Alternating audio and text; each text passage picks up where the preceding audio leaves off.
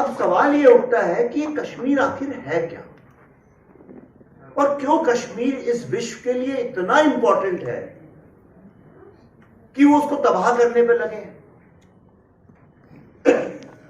ये कश्मीर की जिस दिन भारत का बच्चा बच्चा इंपॉर्टेंस समझ जाएगा, कश्मीर से टेररिज्म खत्म हो जाएगा, क्योंकि फिर वो सिर्फ कश्मीरी पंडितों का ही मसला नहीं रह जाएगा, वो भारत में हर सांस लेने वाले व्यक्ति का मसला बन जाएगा।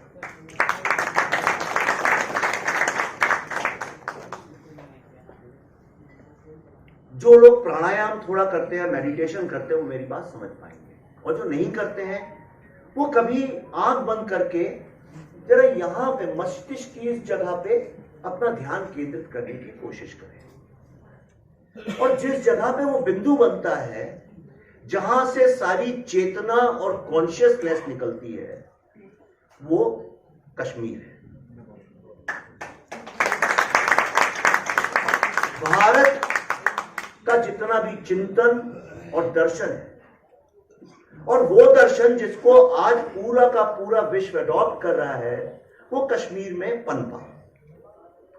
कश्मीर में ही क्यों पनपा, बाकी जगह क्यों नहीं पनपा? क्या कारण है कि कश्मीर में शिव की जो फिलॉसफी, जिसको आज बड़े बड़े नोबेल लॉरेट्स और साइंटिस्ट और बड़ी बड़ी लैब्स, बड़े बड़े साइंटिस्ट ऑर्गेनाइजेशन जिसको मानते हैं, शायद आपको आश्चर्य होगा सुन के कि आज बहुत सारे दुनिया के साइंटिस्ट भारत से शिव की प्रतिमा मंगवाते हैं और रखवाते हैं। आपको दो प्रतिमाएं हमेशा बहुत सारे नोबेल लॉरेट्स क्या मिलेंगी, बुद्ध की और शिव की। ये दोनों ही दर्शन कश्मीर में पनपे, पूरा द्वैत जो है वो कश्मीर में पनपा। उसका कारण क्या है? उसका कारण यह है कि आप कभी जाके कश्मीर वैली में खड़े होइए, और जो थोड़ी स्पिरिचुअलिटी समझते हो वो मेरी बात को समझ पाएंगे, जो नहीं भी समझते हो अगली बार कभी जाए तो आप ध्यान दीजिएगा। आप जब एल्प्स के सामने खड़े होते हैं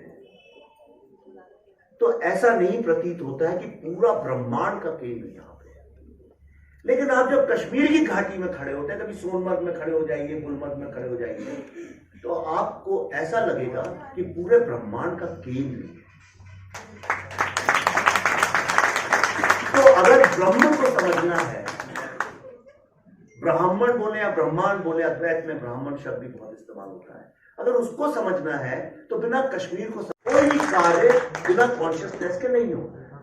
पल्लवी इस फिल्म की कॉन्शियसनेस बनी, और पल्लवी का ये आइडिया था जो हम सब ने बिलीव करके फॉलो किया कि इस फिल्म में किसी की बुराई नहीं होनी चाहिए।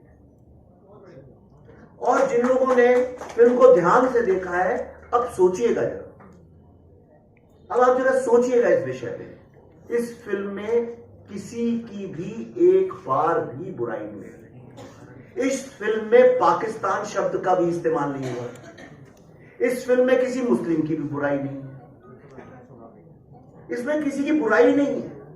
इसमें सिर्फ जिन लोगों पे आतंक हुआ, सिर्फ उस एक परिवार के दर्द की कारण। और अगर किसी का दर्द किसी के अंदर हैवान या हैवानियत निकाल रहा है, तो उसको इलाज की, कृपा की और आशीर्वाद की आवश्यकता है। जो भी इसको कहता है ये गलत है या ये सही नहीं है या बुरा काम है, उन लोगों को आशीर्वाद दें, उनको दुआ दें कि ईश्वर उनके दिमाग का कुछ इलाज करे ताकि वो इंसानियत की तरफ।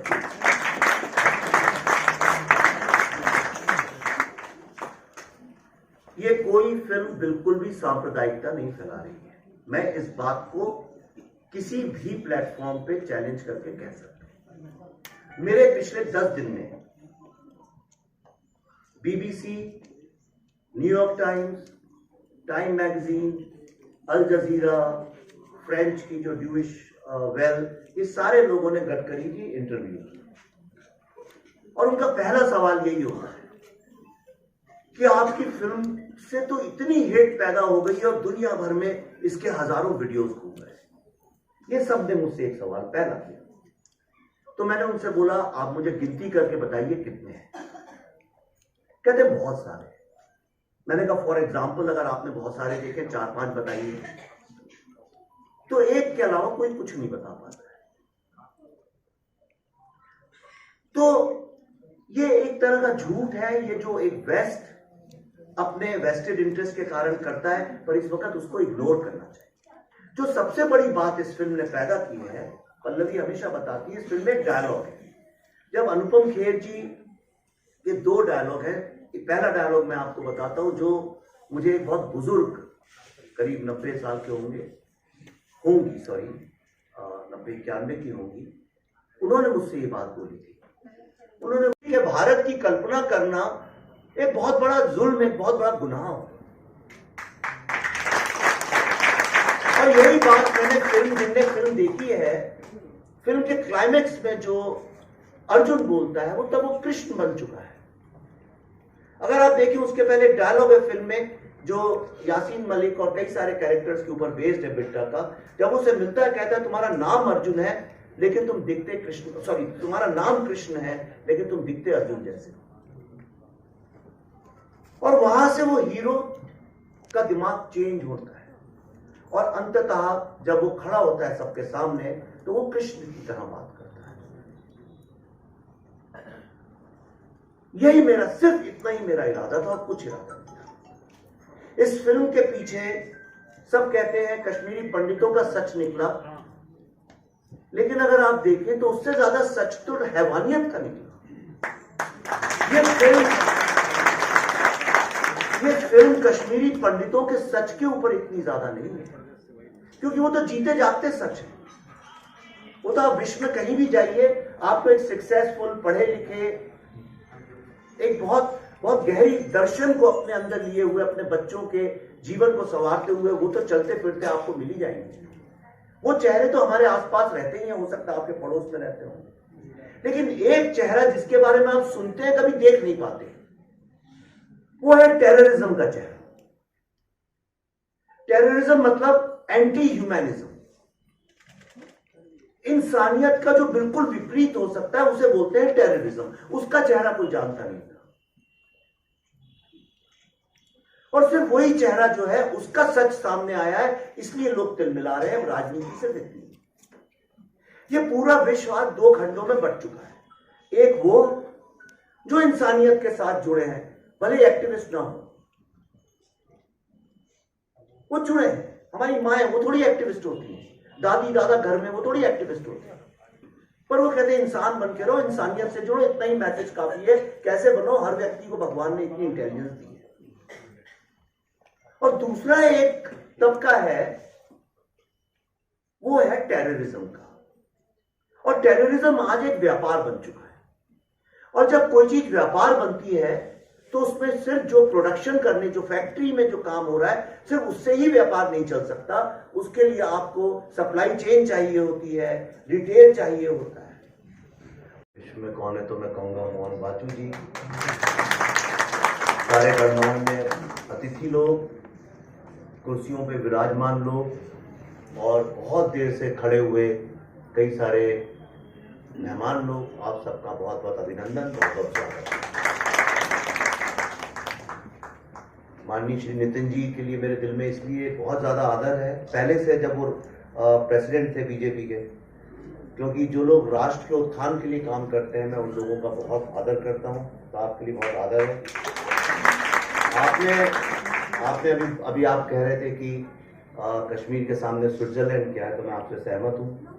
हम और पल्लवी की जब शादी हुई, हम लोग जब हनीमून के लिए स्विट्जरलैंड गए, तो मैं पहली बार स्विट्जरलैंड गया था और मैंने कश्मीर देखा था, कश्मीर के पहाड़ देखे थे, मैंने हिमालय देखा था, और मैंने और कोई पहाड़ दुनिया में देखे ही नहीं थे उसके अलावा। तो पल्लवी बड़ी खुश थी, स्विट्जरलैंड एल्प्स की बहुत बातें करती थी। पल्लवी ने कहा एल्प्स देखेंगे, इससे अच्छे कोई पहाड़ी नहीं है दुनिया में।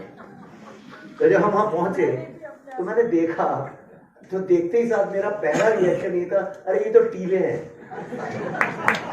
क्योंकि हिमालय की जो ऊंचाई तो नहीं बोलूंगा, हिमालय की जो विशालता है, उसके सामने सब टीले ही हैं। और कश्मीर की जो एक दर्शन और ज्ञान की जो गंगा है, उसके सामने बाकी सब पानी है।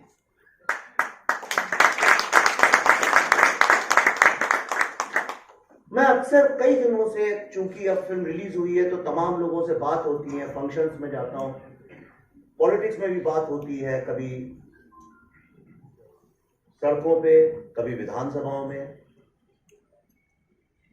पर मैं देखता हूं सब जगह लोग जब कश्मीर की बात करते हैं तो सबकॉन्शियसली कुछ इस तरह से करते हैं जैसे कश्मीर कोई कटा फटा अलग इलाका है।